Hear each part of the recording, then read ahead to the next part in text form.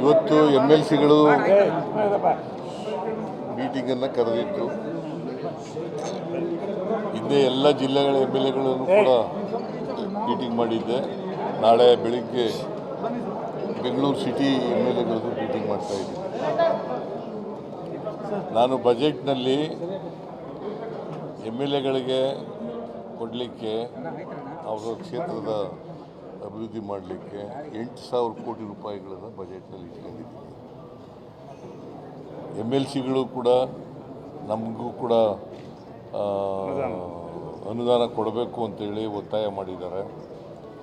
ನಾನು ಆ 8,000 ಕೋಟಿನಲ್ಲಿ MLAಗಳು MLCಗಳಿಗೆ ಏನು ಕೊಡೋಕ್ಕಾಗುತ್ತೆ ನೋಡ್ತೀನಿ ಅಂತ ಹೇಳಿದ್ದೀನಿ. ಆ ಆಶ್ವಾಸನೆ ಕೊಟ್ಟಿದ್ದೀನಿ.